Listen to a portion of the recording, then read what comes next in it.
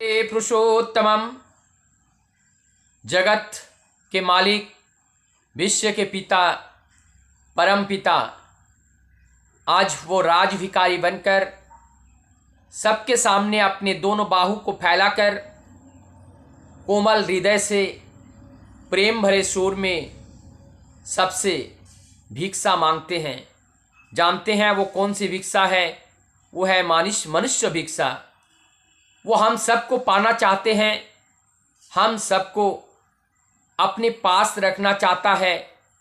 हम सब के द्वारा उनका जो उद्देश्य है वो परिपूर्ण करना चाहते हैं। जगत को मंगलमय राह पर चलना देखना चाहते हैं। ये परमपिता की इच्छा है, यही परमपिता की स्वार्थ है। एक बार परम भक्त शरतचंद्र हलदरदा उनको ठीक दीक्षा के बाद ठाकुर जी के पास बारंबार वो आते हैं। ये 1935 की बात है। ये सारी बातें हिमायतपुर पाबना की हैं। परमदयाल चेचे ठाकुर एक दिन शरतचंद्र हलदरदा से कहते हैं, आप अपने शिक्षण कार्य में व्यस्त रहते हैं, आपके पास समय नहीं है, मैं जानता हूँ, लेकिन आपका जो छुट्टी होता है ग्रीष्मकालीन और शरद ऋतु में दुर्गा पूजा के समय जो छुट्टी आपको मिलता है, मैं आपसे वही छुट्टी का भिक्षा मांगता हूँ, आप मुझे देंगे? तब शरत हलदरदा तभी से अपने जीवन में ये 1940 तक वो इसी छुट्टी में ठाकुरबाड़ी आना शुरू कर देते हैं। और ठाकुरबाड़ी आते हैं, आकर के ठाकुर के निर्देश अनुसार वो कार्य करते हैं। और उसमें से मुख्यतः वो शिक्षण कार्य में व्यस्त रहते हैं, याजन कार्य में व्यस्त रहते हैं।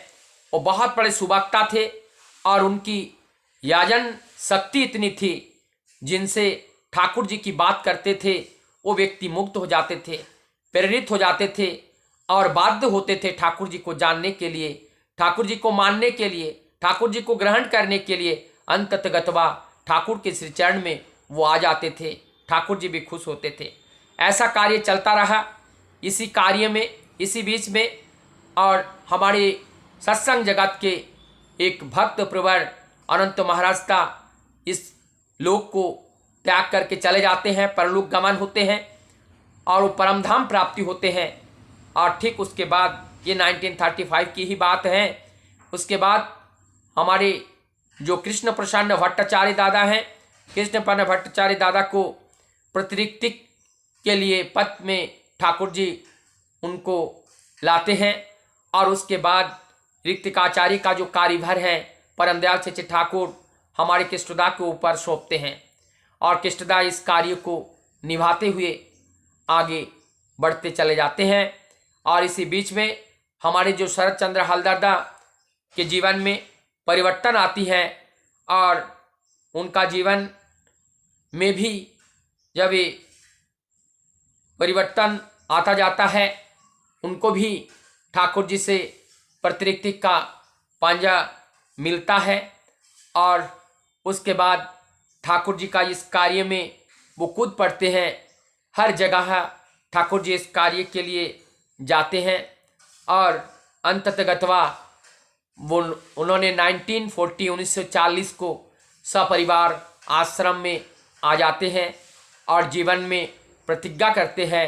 जीवन का जो ध्येय है, जीवन का जो उद्देश्य है, जीवन का जो इच्छा है, जीवन की आकांक्षा है, जीवन का जो सर्वस्व है, सब कुछ ठाकुर को मानकर और ठाकुर जी का इस मिशन, ठाकुर जी उस उद्देश्य को परिपूर्ण करने के लिए वो शरत हलदरदा सपरिवार आश्रम में आते हैं। और उसके बाद उनका जीवन आश्रमिक जीवन के रूप में शुरू होता है। और ऐसा ही जो विश्व बहुत बड़े चुंबक के पास छोटे छोटे लोहे के टुकड़े जहाँ पे भी हैं, वो आकर्षित होते होते एक के बाद एक बहुत बड़े बड़े महान भक्त का, महान मानव का परमदयाल के पास आते हैं और परमदयाल के चरणाश्रित होकर के ये अपना जीवन यापन करते हैं। वंदे पुरुषोत्तम।